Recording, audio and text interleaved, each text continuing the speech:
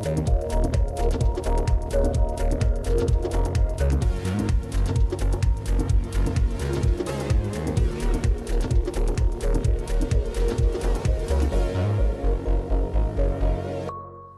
back to Face in the Crowd. We're chatting to Sihle Magubane, owner of Sihle Brew. Now, Sihle, early on you described your childhood. I mean, looking back, what were some of the biggest challenges you had to face growing up? Most of it was mainly just not to have to enjoy my childhood. Yeah. So that what I could say In what sense? Like I didn't have enough time to play around and all that, but because I had to juggle and work and making sure that my siblings, they don't see a difference between I need to cover the gap of being a parent as well. So, and also I'm making sure that they don't feel that much pain, because it's easy for them to fall into drugs and all that, to fall in different things that might be bad for them. As a child though, I mean, where does that sense of responsibility come from? To not only have to grow up, but take care of everyone else as well. What was happening inside of you that helped you make that decision? So I was very fortunate enough to have a community that take care of us, and eventually we in the community you get your brother, your mother, your uncle, your everything. So in Durban, and everybody is very caring in terms of, if you don't have this here, but I couldn't actually rely mostly on them, but I will get the advice, I will get everything, you know. I remember on the last paper when I was writing matric, I didn't have anything in my stomach because I couldn't work because of I was studying and trying to get rid of the studies and all that. So I remember that I went to school without anything. I was like saying, this is my last paper, let's make sure that I pass. Obviously I pray, because without prayers and hope and belief, I wouldn't be where I am today, and without the community, the help of community, I wouldn't be who I am today, because of the love of the community. Growing up in an informal settlement, for me it was saying that I need to get out of that place, and I need to make a mark and make sure that when I'm out of that place, I can able to help other people that already experienced and had on the same journey that I've been. Before we touch on how you love to give back, I mean, that's part of your reason for doing this. It's purpose driven in a sense. Growing up, you mentioned that you were raised by community. A lot of people were there to help support, hold you, you know, as you had to help your family as well. I wonder if there were some people in particular that you looked up to, some people who greatly influenced you, their traits, their characteristics. Absolutely, there's quite a few. There's a lot actually. I remember one day this gentleman came to me, and he was homeless. He came to me and he said, you know what, I've got everything. I saw him that, you know what, he's sleeping outside, he doesn't have any shelter. He said, I've got it all. He said, in order for you to live, you need air, you need to breathe, you need moon, you need light, sun. That's all you need in order for you to breathe. Those words encouraged me throughout my life. Every time when I have challenges, I just go back to to his word. There's endless list that people help me along the way, along the journey, on the when I was growing up. And even now, I still look up to most of the people. We still communicate with most of them. The list is endless. Now, we spoke to your colleagues. Obviously, there is a support structure that, because you spend so much time at work, you don't spend as much time with your family and the loved ones, actually. But we also caught up with them, and this is what they had to say about you.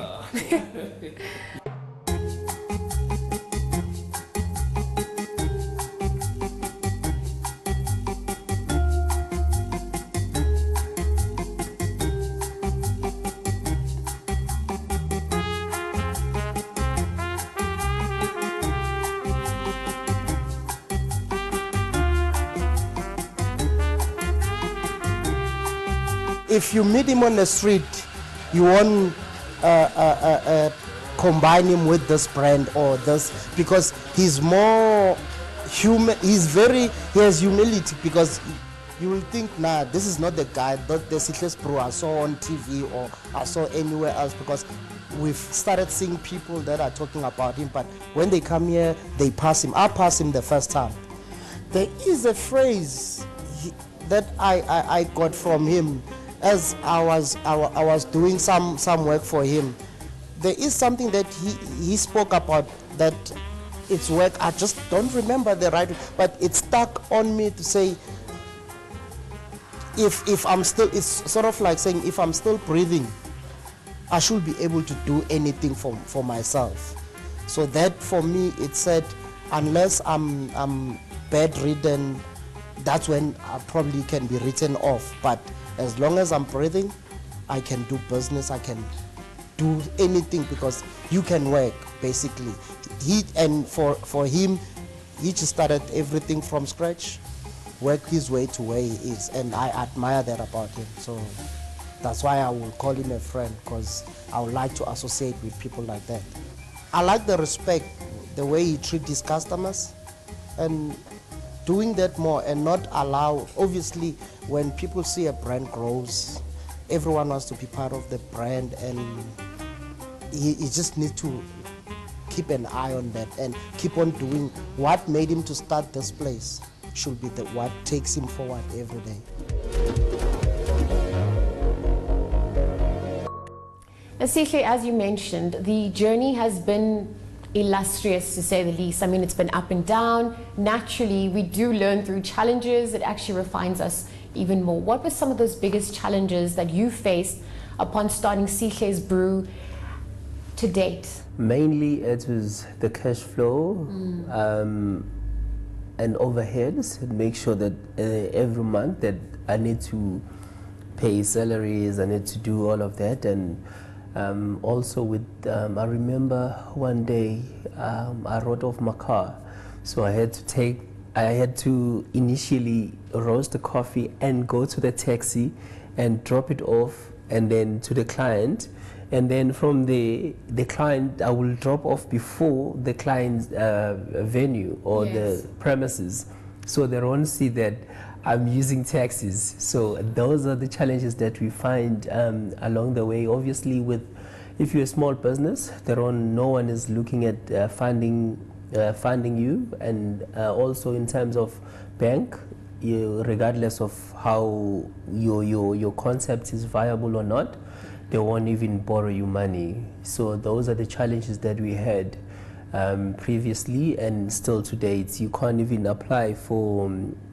a loan. You are high risk, even though you want to scale up your business. I wonder, as a black business owner operating in a predominantly white competitive space, I mean, what are some of the barriers to entry that you face? You mentioned some of the financial constraints that happen, but practically, realistically, what are some of those challenges you face competing with well-established companies that have the cash flow, the capital, the resources to maintain as you try to enter and also compete with them as an equal player? Yeah, it's been very challenging, because I remember one of the people said to me, it's a white business, it's a white dominant company, you're not going to make it in this. I said to myself, but I produce a high quality product, so at the end of the day, it's also boiled down to whether the company, whatever that you produce is quality or quantity.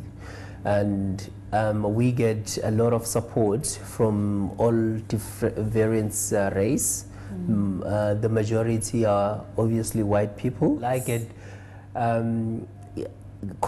people that ordered coffee from Soweto. I get people order coffee from all over the country, from Sentin, all over the globe in South Africa.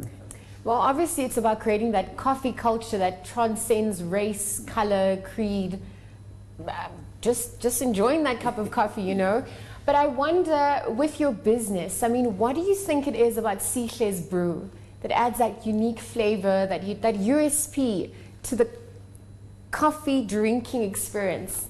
just to associate yourself with Sihle's Brew is just, you know that the coffee is being manufactured here.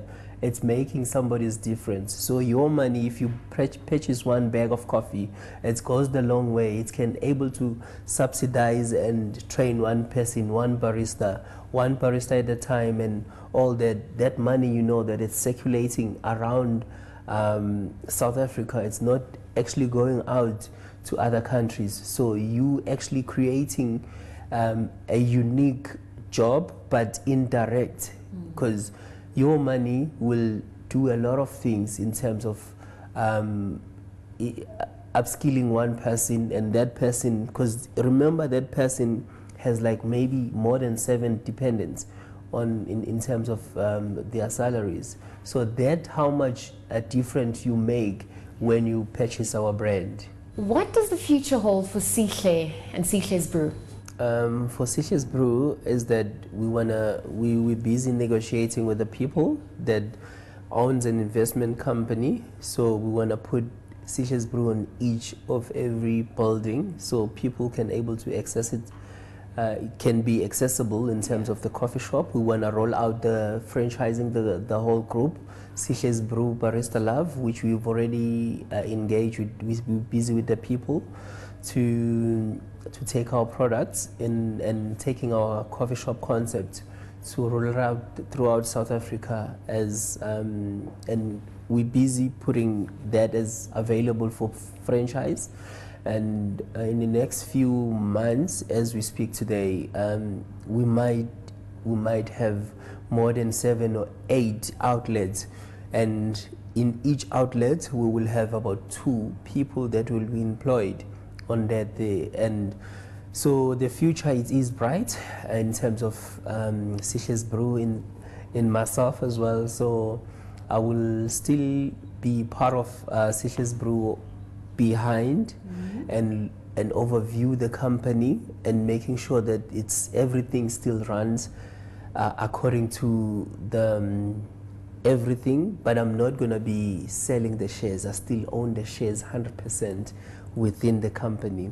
So once the company is well established, I will then take 1% of the shares, the 1% of the revenue, and donate it to Skaza Specialty Coffee Association, so to grow more in South African brand, to mobilize coffee across South Africa. Sihle, we've come to the end of the show, but as always, thank you for allowing us into your space. Thank you for allowing us to share in your time.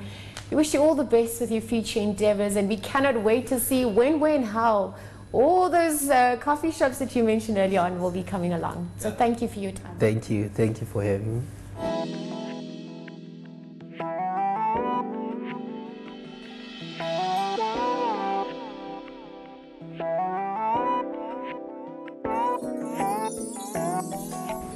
Well, as always, what an inspiring chat, proving once again that the only limitations are those that we set up in our minds. And we welcome your feedback and comments, so do interact with us on our various social media platforms. But from myself, Liesl Wilson, and the rest of the team, it's goodbye for now.